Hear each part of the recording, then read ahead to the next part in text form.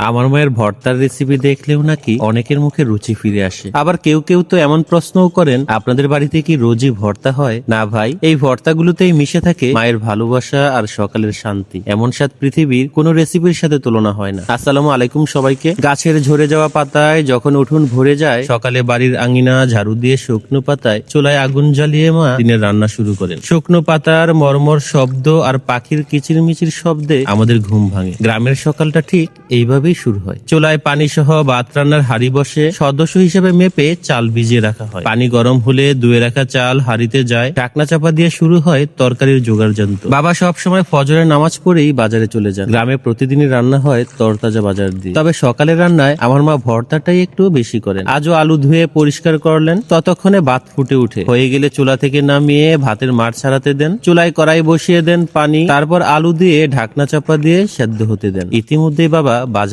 নিয়ে হাজির। ব্যাগ থেকে মজার প্যাকেটটা সবসময় আগে বের করেন। এটা যে কতটা আনন্দের। আজও এনেছেন চিনির মুরালি আর ছোট ছোট গজার। সবজি হিসেবে বেগুন, গাজর আর সিম। মাছটা প্রতিদিন আনেন না। আলু সেদ্ধ হলে পানি ছেঁকে পোড়া পোড়া করে নেন মা। বাজার থেকে আনা তরতাজা একটা বড় বেগুন ফুটো করে তেলে মেখে পোড়াতে দেন। এরিফাকে আলু ভর্তার মরিচু টেলে নেওয়া হয়। মরিচ টালার পর বোতলে ভরে রাখলে অনেক দিন মচমচ ভালো থাকে। আজ কিন্তু চান্দা শুটকির ভর্তাও করা হবে। ভেজে নেওয়ার পর চালুনিতে নিয়ে কাপড়ে মুড়িয়ে কাটা ছাড়াতে হয়। বাজার থেকে আনা তরতাজা সিমের ভর্তাটাও সকালে খুব ভালো লাগে। ছোট বোন কয়েকটা সিমের আঁশ ছাড়িয়ে দিল। টুকরো টুকরো করার দরকার নেই। মা সিমগুলো পানিতে ধুয়ে কড়াইতে দেন সেদ্ধ হতে। একটুখানি পানি আর সামান্য লবণ দিলে তাড়াতাড়ি সেদ্ধ হয়। অন্যদিকে পেঁয়াজ কুচি করা হলো। সিম 50% সেদ্ধ হলে কয়েকটা কাঁচামরিচ যোগ করেন। এইভাবে করলে ভর্তাতে কাঁচামরিচের একটা খুব সুন্দর ঘ্রাণ আসে। পানি শুকিয়ে প্রায় পোড়া পোড়া করে নিতে হয়, এটা না হলে পানসে লাগে মায়ের কথা। তাছাড়া কোন ভর্তাটা আগে বাড়তে হয় সেটারও একটা টেকনিক আছে। প্রথমে বেগুনের খোসা ছাড়িয়ে পরিষ্কার পানিতে ধুয়ে নেন, এরপরই শুরু হয় মরিচ বাটা। এটা কিন্তু শুকনো মরিচ, ভাজা না। এরপর বেগুন দিয়ে বাটা শুরু করেন। শুকনো মরিচ না ভেজে ভর্তা করলেই সবচেয়ে বেশি টেস্ট হয়। আলতো আলতো চাপে বেগুন বাটার পর দেন পেঁয়াজ কুচি। পেঁয়াজটা মোটামুটি ফ্রেশ করে বাটা হয়। স্বাদ মতো লবণ দিলেই পোড়া বেগুনের ভর্তা রেডি। এরপরে সিম ভর্তা। কাঁচামরিচ বেটে সিম বাটার পালা।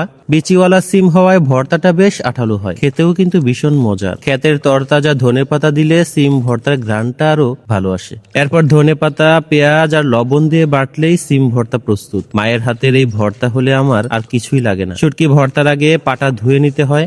এরপর শুকনো মরিচ বাটা। ভাজা মরিচটা মা শুধু আলু ভর্তাতেই দেন। চান্দা শুটকি চাপ দিয়ে দিয়ে বাটেন। আদা ভাঙ্গা হলেই খেতে ভালো লাগে। পেঁয়াজ কুচি আর লবণ মিশিয়ে আরেকবার বাটলেই ভর্তা রেডি। আজ মা টাকি শুটকির ভর্তাও করছেন। শুটকিটা পরিষ্কার করে কেটে ভাজা হয়, তারপর গরম পানিতে সেদ্ধ করে ভালো করে ধুয়ে নেওয়া হয়। টাকি শুটকির ভর্তাটা কিন্তু অনেকেই করতে জানেন না, আপনারা চাইলে শিখে নিতে পারেন। আর অবশ্যই ধনেপাতাও ব্যবহার করবেন। মায়ের বাটাবাটির সব ভর্তা প্রায় প্রস্তুত, এখন শুধু আলু ভর্তা বাকি। বর্তমানে আলু ভর্তাটা খুব ট্রেন্ডে। বিদেশের মতো দেশেও নামি দামি ব্র্যান্ড রেডিমেড ভর্তার প্যাকেট বানাচ্ছে। জানি না সেগুলো কেমন, কিন্তু মায়ের হাতের নুন মরিচ পেঁয়াজ মাখানো আলু ভর্তাটাই আমার কাছে বেস্ট। নুন মরিচ পেঁয়াজ মাখিয়ে আলু টেপা হয়, তারপর ধনেপাতা কুচি আর ঘানিতে ভাঙা খাঁটি সরিষার তেল দিলে ভর্তার স্বাদ হয় দ্বিগুণ। সকালে রোদে উঠোনে বসে মায়ের হাতের এত এত ভর্তা দিয়েই সবার সকালের খাবার হয়ে যায়। কারো কোনো অভিযোগ নেই, সবাই খুব তৃপ্তি করে খায়। এটাই তো গ্রামের শান্তি। আচ্ছা, আপনাদের বাড়িতেও কি এমনটা হয়? কমেন্টে জানাবেন। ভালো লাগলে শেয়ার করবেন। যারা এখনো আমার পেজটি ফলো করেননি, প্লিজ ফলো করে দিবেন কেপিস কুকিং ব্লগ। সবাই ভালো থাকবেন, সুস্থ থাকবেন। আল্লাহ হাফেজ।